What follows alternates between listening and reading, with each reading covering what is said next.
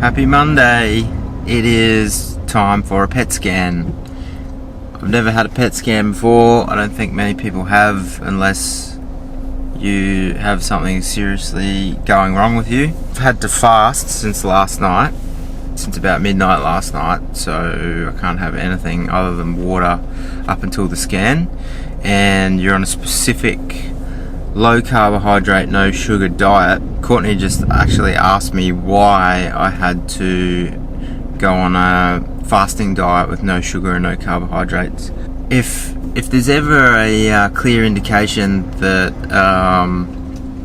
most cancers metabolize themselves off sugar or glucose, it's when you go to get a PET scan, because the reason you have to go on a low carbohydrate and no sugar fasting diet before you have the PET scan is because if you intake glucose or sugar when you're having the scan, or if you're metabolizing that while you're having the scan, it throws off where the abnormal tissue feeds on the glucose. So this is from what my understanding is, from what I've read and what I've been explained, and also after an appointment I had last week with a health specialist.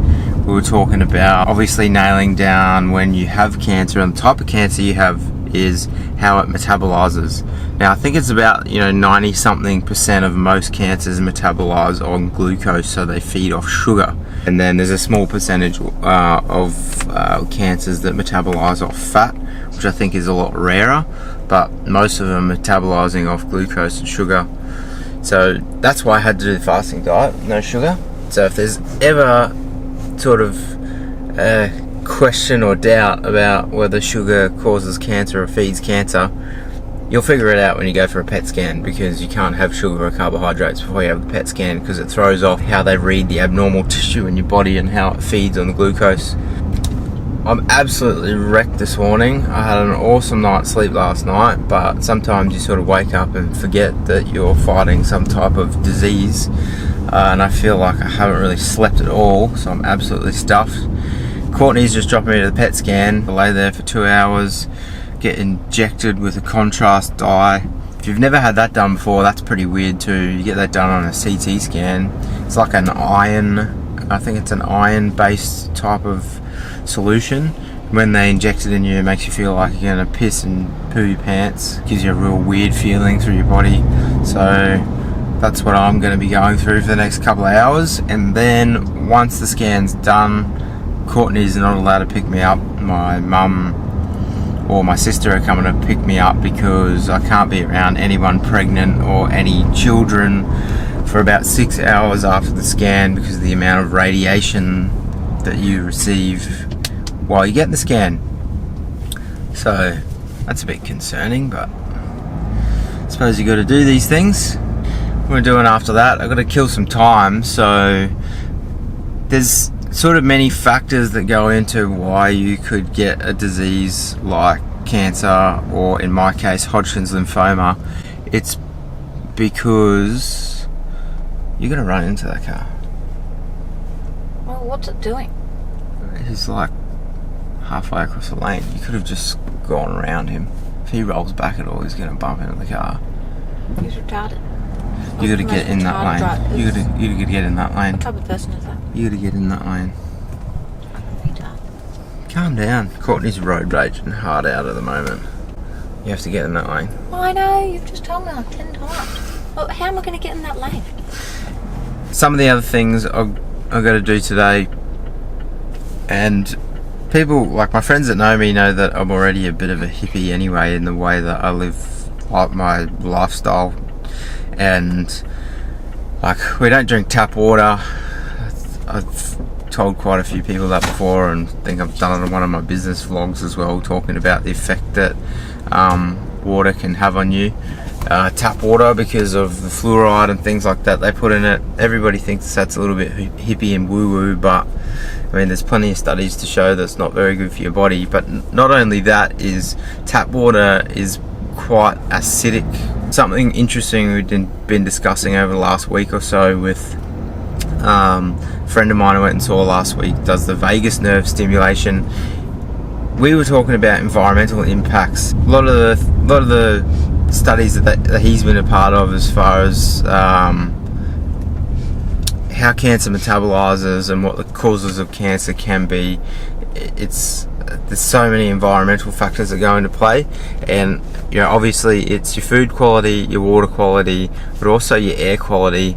Courtney and I had already discussed before, and you can think it's as hippie as you want to think and woo-woo as you want to think, but we've lived under the flight path of the Brisbane airport for the last 2 years. It's not so much like the fact the planes are flying over all the time, and you wouldn't really think about all the emissions, I guess, the planes are leaving over the flight path, but we would literally get a layer of soot around the outside of our house within a week. Like, if you cleaned it down, it'd be back within a week. You could wipe your finger on all the railings outside or on the floor of the patio outside, and it'd just be covered in this black soot. And considering that a big cause of Hodgkins lymphoma is an overactive immune response, for example, if you're constantly breathing in mold, for one, which when we moved out and I pulled apart all the air conditioners, they were full of black mold. Then also exposure to benzene, and benzene is a main ingredient that's in fuel, aviation gas. House is covered in soot all the time, and now even this new place we've moved into, I've just pulled apart the air conditioner after we spoke about it over the weekend, and there is also black mold in our new place in the air conditioner. So I've sprayed all that with hydrogen peroxide, and now I've got to figure a way to clean out all that black mold out of the air conditioner. Those are pretty scary environmental impacts. You would think that maybe contribute to having an overactive immune response all the time, because your lungs have a microbiome. They would be reacting all the time and switching on that immune response, and then that overactive immune response turns your cells bad and can result in something like Hodgkin's lymphoma. Obviously you have to have already a weak immune system, which is something I've obviously had. We're going to have a look at some air purifiers to obviously help with the air quality when I'm going through treatment, and we usually go and get our water from like a alka-fill machine. Like, we just fill up these drums that has alkaline water, reverse osmosis, removes all chemicals and pathogens and fluorides and things like that from the water and leaves it in an alkaline state. But considering that I'm probably going to be getting weaker and sicker from the treatment, and Courtney's getting more pregnant by the day, it's getting a bit of a hassle having to carry the water drums up into our apartment. So we're going to go have a look at a standalone water treatment system to put on the tap. Good question. Let me just pull in around there.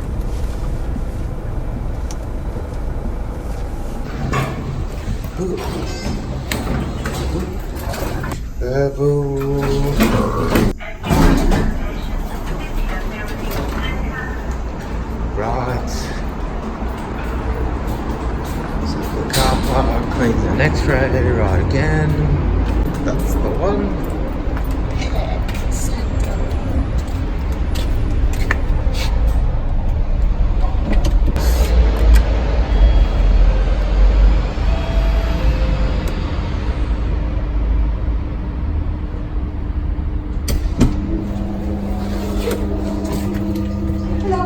Hey, how you going?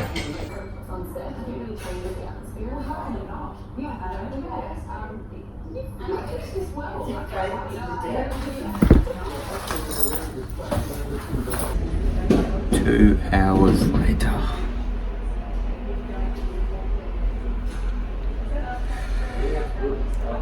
Getting sick of these things already. Hey, the scan is over and done with. It's been a couple of hours since Mum picked me up. Went and grabbed a bite to eat because I was really hungry, and I've still been feeling like crap. I don't really know because of just woke up feeling like crap in general this morning, and also all the contrast and radiation that they inject into you while you're getting the scan done. So we decided to just come down for a little drive, just chill out, Watch Cyclone Omar roll in. There's no real sign of that though, to be honest. I've got the pet images there. My body's lit up like a Christmas tree, and I don't know how much I can interpret that as to what's cancer and what's not. It's kind of a little bit daunting seeing how lit it up my body is, and in certain areas, which seems to be a lot of areas, including the brain, bone marrow, and quite a few other areas as well. But I mean, we'll leave that to the specialist to interpret that. For now, I think the last thing I feel like doing, spending the rest of the day trying to do this. So I'll call it there. Tomorrow is the bone marrow. We're going to get up. What time are we going to be there?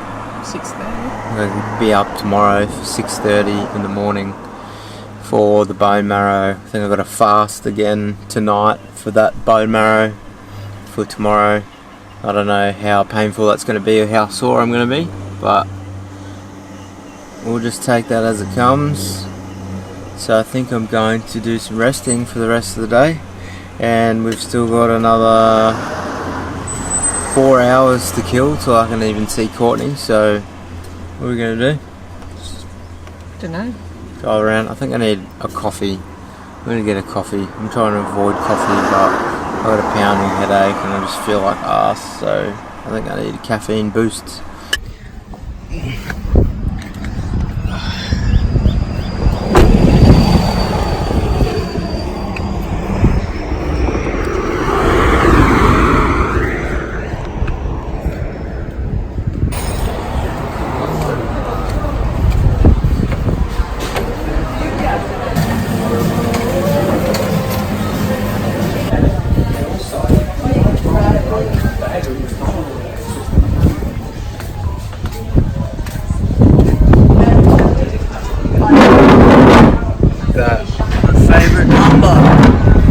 My favourite number.